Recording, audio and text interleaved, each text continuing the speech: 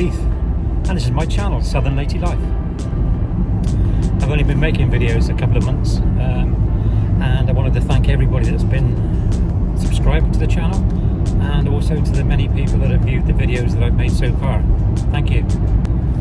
Since I posted an update on the SRRB video that I made, I've had many people asking me questions, and I thought it would be a good idea to give you a rough idea of the amount of work that's involved and also the times involved. And whereas we'd all like it to be a couple of weeks from start to finish, sadly it's not that case. There is a rough order in which the process takes place, but initially you really need to get all the paperwork that you possibly can in your own possession, so that you can start the process of gathering the information to be able to fill in these forms. All these forms are available from the PRA website, and I would strongly suggest that you gain the services of an agent.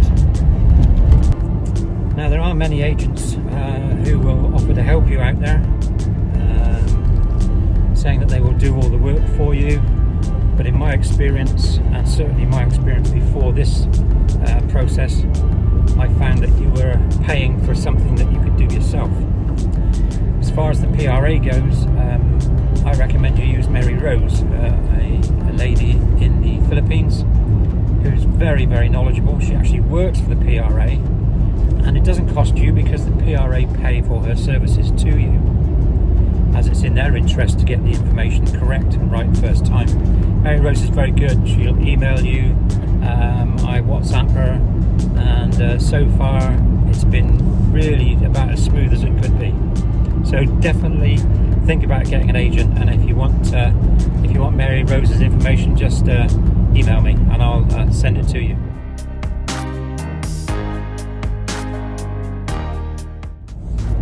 As I said, there are a number of things that have to be done.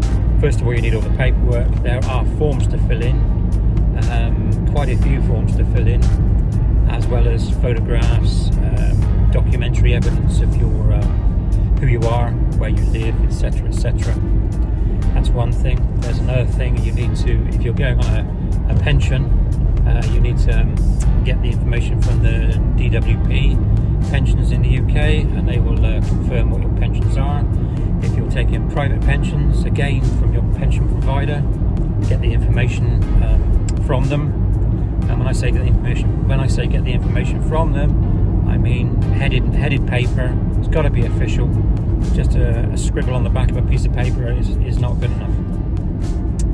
Then you have to arrange for a medical. It's not your normal medical. Well, it is your normal medical, but it's a medical that includes samples that have to be sent off by the doctor to be studied and tested. Also need to have a chest x-ray to make sure that there's no underlying problems in your chest. And these two things do take time, unfortunately, but I found that my doctor was very receptive and very reasonable cost too. So that's another thing that needs to be done.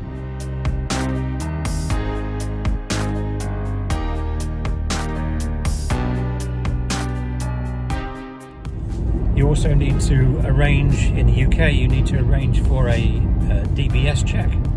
It's basically a check from the police authority, like a criminal record check. So you need to arrange to get that done as well. It does cost, but it does cost a lot of money. And they're usually pretty good. They get it back within a week or 2 weeks. I think I got mine back within a week. But you go online and you can request it online, or you can actually phone them. They are based in Royal Wood, Bassett. So that's another thing that he's doing. Obviously proof of bank account, address, etc., passport photos, and there are a few other things, but nothing of any major cost. Just basic information that you will need to get from somewhere. I was quite lucky. I think I had most of it to hand.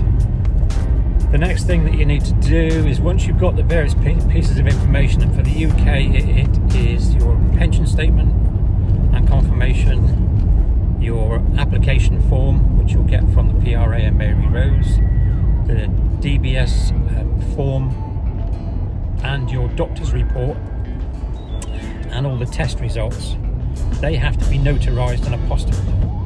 I wasn't really sure what apostilling meant. It's an American thing that they also do in the UK. So when I found out what it was, basically you need to go to a notarizing company. I found a really good one, and you take the paperwork with you, proof of identity, passport, etc., etc. You take these 4 pieces of information, official paperwork documents. The notarizing company will notarize them. They will rubber stamp. They will stamp seal them, and they will also put them into a proper notarizing package. These are then sent by that company to the British and European Commission for them to also do exactly the same, which is called apostilling.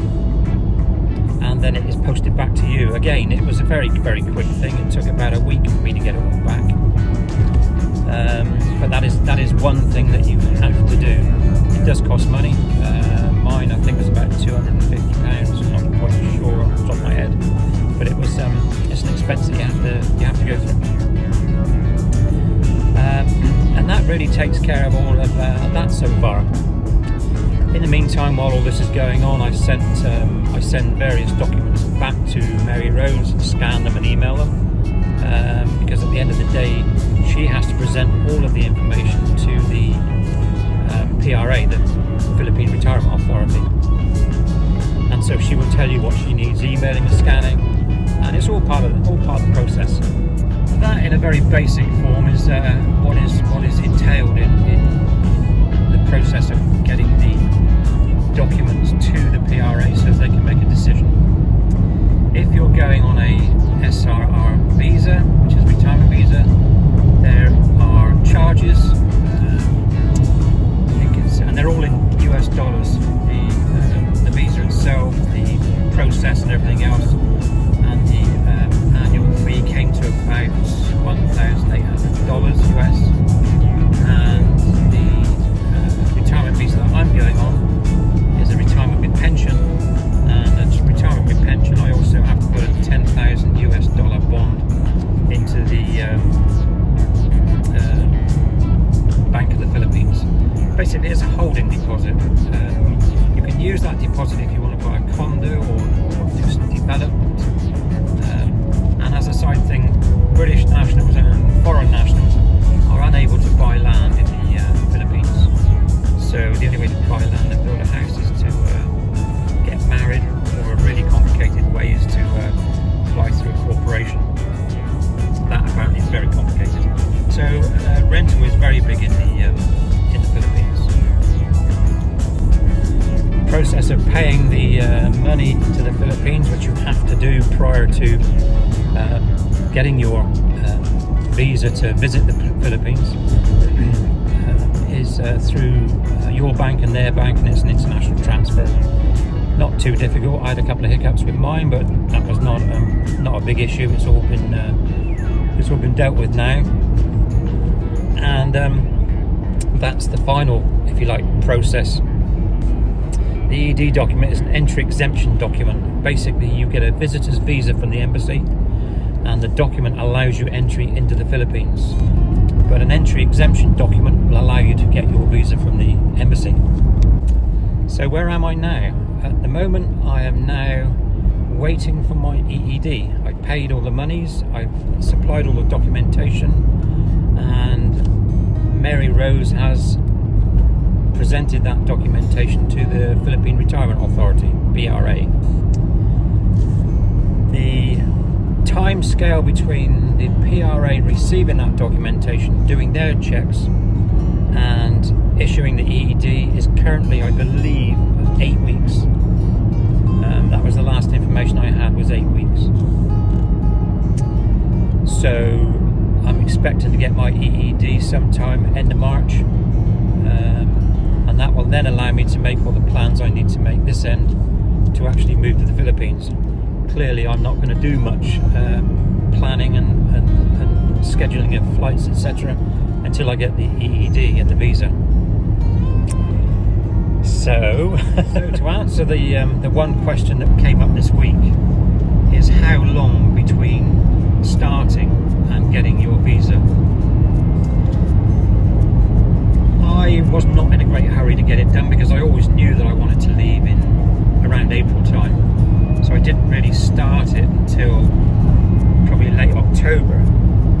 But if you were wanting to start the process and finish it, providing you get an agent, as I say, a good agent, who will get all the documentation to you, make sure it is the correct documentation, and then follow you through the process.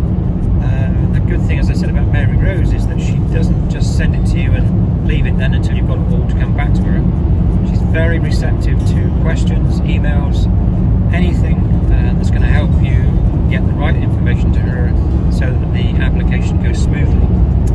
So I would think that to the point of getting your paperwork to the PRA through Mary Rose, if you started at the 1st of the month, I would say that if everything went according to plan, you could probably do it in 4 months. It will have taken me probably 7 or 8 since I first very early started the process. But as I said, I was not in any great hurry, and at the point in time I'm still not in any great hurry until I actually get that document in my hands, and then I can start doing the planning. Finally, I would say that it's not daunting. It is a process, and if you're able to manage that process in an order that suits you, and in an order that suits Mary Rose, in the sort of chronological order that you get things back to her, it's a fairly easy process. I haven't had very many issues, and when I have had a problem, I've just emailed and we got it resolved straight away. So yeah, that's where we are, and I will continue to give you updates. I don't expect too much to happen between now and the next probably 6 or 7 weeks, because that's now with the PRA and they have their own timescale. Nothing you can do about it, absolutely nothing. Can't chase them, it's not worth it. Just have to leave it with them. If you've got any inquiries at all, as I say, go back to your agent and let them deal with it for you, because they're on the ground over there. And obviously, English being the second language in the Philippines, it's still Filipino language that they all use, obviously, as well. Your best bet is to go onto the PRA authority website, and I can put it in the notes below, so it's on the description below, so you've got that. Everything is available there. It's not the most fabulously easy to navigate, but all the information is on the PRA website, so you can get all of the things that you need from there. An agent will make sure that you get all the right stuff and that you don't miss anything out. As I say, I'm not being paid by an agent to say this. I'm not being paid by Mary Rose to say this. As I said, she works for the PRA authority, and she's just been absolutely wonderful. And she was recommended by another expat who is in the Philippines, and I too have recommended her to people that have contacted me about going out there. So all the information's on there. I'll put it in the comments below. So that's where I am. Could I have done it on my own rather than use or have an agent help me through it? I think on reflection, I would have struggled with communicating myself with anybody in the Philippines. So yeah, I think I probably couldn't have done it on my own. And I'm happy that I didn't. I'm happy that I had the help, the assistance, and the knowledge. I mean, that's the most important thing, is the knowledge of how this is done. I mean, it's not complicated, but it is complicated if you can understand what I mean. I'm sure you understand what I mean. and I'm not an expert in these things. It was very much trial and error all the way through, and we've managed to get it through to the stage that I'm at now. But if I can be of any help, if you've got any questions, if I can answer them, I certainly will. And if I can't, I'll try and answer them through somebody else, Mary Rose indeed. But yeah, feel free to message me, and I wish you luck with the process and the move to the Philippines. As I say, anything I could do, just give me a shout. So stay healthy, stay happy, keep smiling.